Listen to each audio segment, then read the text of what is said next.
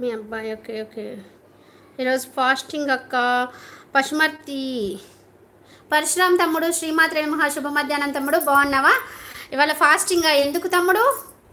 ఎందుకు ఏమన్నా పండగనా? నాకైతే తెలీదు, అందుకే అడుగుతున్నాను, ఏమనుకోవద్దు తమ్ముడు.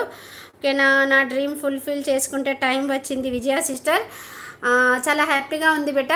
నేను ఇవాళ రెండు గుడ్ న్యూస్లు విన్నాను. ఇవాళ రెండు గుడ్ న్యూస్లు విన్నాను. మార్నింగ్ లేచిన కాడ నుంచి వెళ్ళి మా లైవ్ లైవ్ స్టార్ట్ చేసిన కాడ నుంచి వెళ్ళి రెండు గుడ్ న్యూస్లు విన్నాను. ఇంకా వినాలనుకుంటున్నాను. వింటాను వింటాను వినాలి, అంతే. గుడ్ న్యూస్లే వినాలి. వద్దు బ్రో, ముందు నీ లైఫ్ సెట్ చేసుకో తర్వాత. ఓ కంగ్రాచులేషన్స్ బ్రో.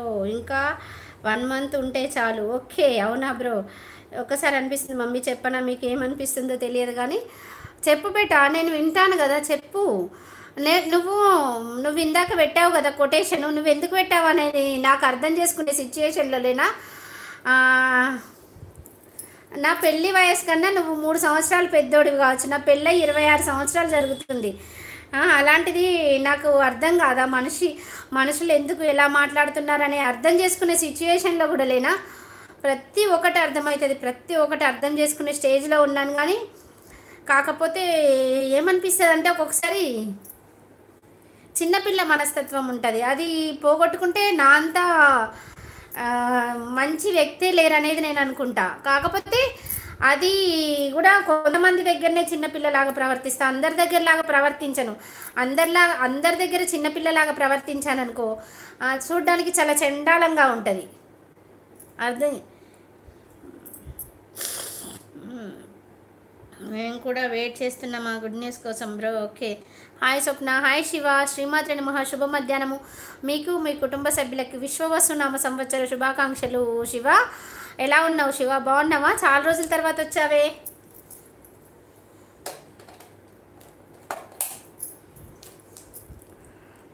మనం ఎలాంటి వాళ్ళము, అలాంటి దేవుడు చూసి అలాంటి పనులు ఇస్తారనుకుంటా మమ్మీ.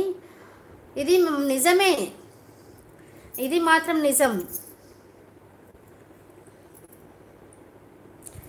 అంతెందుకు, నాకే చెప్తాడు. నా ఇంట్లో ఉన్న నా భగవంతుడు, నా దేవుడు, మా ఇంట్లో ఉన్న అమ్మవారు చెప్తుంది, నువ్వు తప్పు చేస్తున్నావు, నువ్వు చేంజ్ అవ్వు అని చెప్తానే ఉంటుంది. ఒక్కొక్కసారి చేంజ్ అవుతాను, ఒక్కొక్కసారి మొండిగా ప్రవర్తిస్తాను. మొండిగా ప్రవర్తించినప్పుడు తిట్లు తప్పవు, ఇంకా మించెల్లి అక్షంతలు తప్పవు. అదే నేను వాళ్ళు చెప్పినట్టు నడుచుకున్నాను అనుకో, నా జీవితం సాఫీగా సాగిపోతుంది. నాకు వెనకాల వెన్నంటి దెబ్బ పడతానే ఉంటుంది, నువ్వు చేంజ్ అవ్వు అని. అది చూడాలి, అంతే. అమ్మాయిలు దొరకట్లేదు స్వప్న, ఏం చేయాలి? వెతుక్కోవాలి. ఎందుకు అమ్మాయిలు దొరకడం? పెళ్లి చేసుకుంటావా చెప్పు, నేను చూస్తా. ఏ క్యాస్ట్ బాబు? క్యాస్ట్ అంటే నేను అడగద్దు అసలు లైవ్లో, కానీ అందరూ అలా ఉండరు. కంపల్సరీ క్యాస్ట్ ఉంటుంది. వాళ్ళు అంటారు మీదికి చూడడానికి, కానీ ఖచ్చితంగా మనసులో ఉంటుంది ఆ మాట, తెలుసు. అందుకే అడిగాను. నేను చూడనా అమ్మాయిని? చూస్తా, చెప్పు శివ. ఎలాంటి అమ్మాయి కావాలి చెప్పు, అంత మంచి అమ్మాయిని చూస్తా. ఈ లైవ్లు ఇవన్నీ చేసే కన్నా మంచి మ్యారేజ్ బ్యూరో పెట్టుకుంటా నేను. ఇక నాకు అసలు ఈ లైవ్లు చేసుడు, ఈ యూట్యూబ్ ఇదేదొద్దు, మ్యారేజ్ బ్యూరో పెట్టుకుంటా. మా బావని అడిగి, నాకు మంచి టాలెంట్ ఉంది మాట్లాడే అంతా.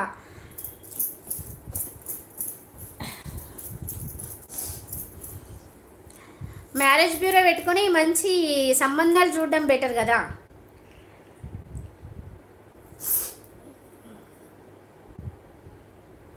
నాలాంటి అమ్మాయినా చూస్తాను. నాలాంటి అమ్మాయిలు ఎంతోమంది ఉంటారు. నాలాంటి అమ్మాయి ఎందుకు బాబు, నాకన్నా మంచి అమ్మాయిలు ఉన్నారు. ఇంకా నాకన్నా మంచి మంచి మనసున్న వాళ్ళు, మంచి అందంగా ఉన్నవాళ్ళు, మంచితనం ఉన్న వాళ్ళు కూడా ఉంటారు. చూస్తానులే. నాలాంటి అమ్మాయి అయితే, నాలాంటి అమ్మాయి ఎక్కడన్నా దొరికిద్దా? చూస్తాలే. క్యాస్ట్ నువ్వు చెప్పు, ఆ క్యాస్ట్ కూడా చెప్పాలి. క్యాస్ట్ చెప్పకపోతే ఒప్పుకోండి.